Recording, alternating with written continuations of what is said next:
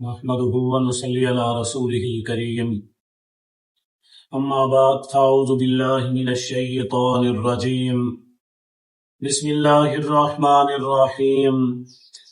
قال الله تبارك وتعالى في كلامه المجيد والفرقان الحميد واستشهدوا شهيدين من رجالكم فإن لم يكونا رجلين فرجل وامرأتان ممن ترضون من الشهداء أن تضل إحداهما فتذكر إحداهما الأخرى ولا يأبى الشهداء إذا ما دعوا ولا تسأموا أن تكتبوه صغيرا أو كبيرا إلى أجله صدق الله العظيم۔ میرے واجب الاحترام خواتین و حضرات، ارشاد باری تعالی ہے وَاسْتَشْهِدُوا، اور تم گواہ بنا لو، شہیدین من رجالکم، اپنے مردوں میں سے دو، یعنی آپ دو مرد ہر معاملے کے اندر گواہ بنا لو۔ فَإِن لَّمْ يَكُونَا رَجُلَيْنِ، بس اگر وہ دو مرد نہ ملے، یعنی اس موقع پر، اس جگہ پر، اس معاہدہ کرتے ہوئے، کوئی چیز لیتے اور دیتے ہوئے اگر تمہیں دو گواہ میسر نہیں، دو گواہ موجود نہیں ہیں، فَرَجُلٌ، بس ایک مرد لے لو، ایک مرد گواہ بنا لو، وَامْرَأَتَانِ، اور دو عورتیں ساتھ ملا لو، یعنی ایک مرد اور دو عورتیں گواہ بن جائیں، مِمَّن تَرْضَوْنَ مِنَ الشُّهَدَاء،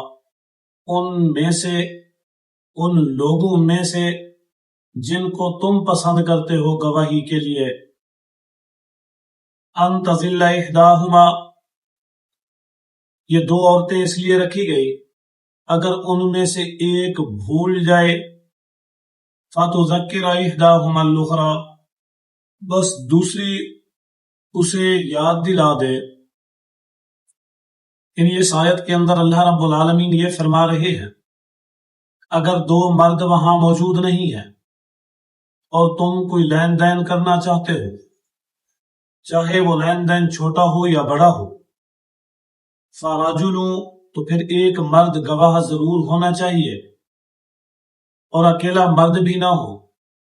بلکہ اس کے دو عورتیں بھی ساتھ ہوں۔ ایک عورت کی گواہی آدھی کے برابر شمار ہوگی، جب دو عورتیں ہو جائیں گی تو ایک پورا گواہ بن جائے گا۔ ایک مرد گواہ ہے اور دو عورتیں بھی ایک گواہ کی مانند ہیں، لیکن یہ جو آپ گواہ بنا رہے ہیں یہ آپ ان لوگوں میں سے بنائے جنہیں آپ پسند کرتے ہیں، یعنی جن پر اعتماد کرتے ہیں، جنہیں آپ یہ سمجھتے ہیں کہ ان کی دیانت داری، ان کی امانت داری، ان کی صداقت وہ عیاں ہے، اور یہ لوگ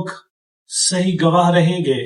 یا گواہی کا حق ادا کریں گے، یا گواہی والے معاملے کو پورا کریں گے۔ اب دو عورتیں کس لیے رکھی گئی؟ فرمایا کہ عورتوں میں یہ فطرت اور عادت ہے کہ وہ اکثر بھول جاتی ہیں، دوسرے کاموں میں پڑ جاتی ہیں، ایک کام کو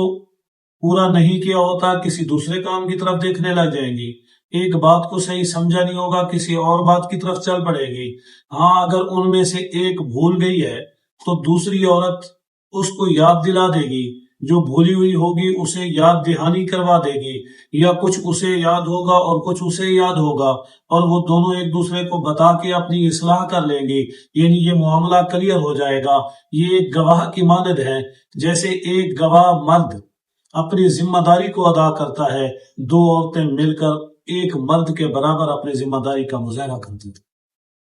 وَلَا يَأْبَى الشُّهَدَاءُ إِذَا مَا دُعُوا، اور انکار نہ کریں یہ گواہ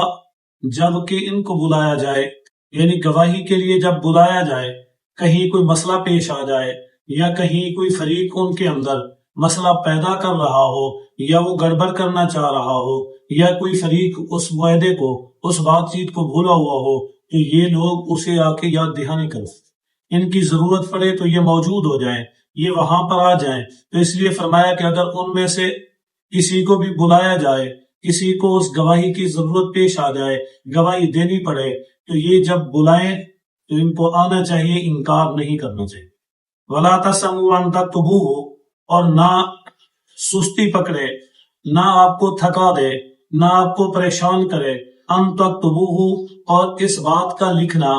یعنی یہ جتنے بھی معاملات ہیں انہیں آپ لکھیں، یعنی یہ تھکا نہ دے آپ کو بار بار کا لکھنا. جو چیز بار بار لکھنی پڑے تو انسان اکتا جاتا ہے، تھک جاتا ہے. تو اس لیے اللہ تعالیٰ فرما رہے ہیں کہ آپ کو یہ لکھنا اکتا نہ دے، یعنی یہ بار بار لکھنا پڑے گا تو آپ اس کی وجہ سے پریشان نہ ہو، بلکہ یہ ضروری ہے کہ معاملات کے اندر گڑبڑ نہ ہو، مسائل خراب نہ ہو، پریشانی پیدا نہ ہو. اس وجہ سے آپ اکتائیں نہیں، پریشان نہ ہو، آپ اس میں سستی نہ کریں، کہلی نہ کریں، اس سے جان نہ چھڑائیں. صغیرن، چاہے کوئی معاملہ چھوٹا ہو، او کبیرن، یا کوئی بڑا ہو، الی اجلی، جبکہ اس کے اندر میعاد رکھنی،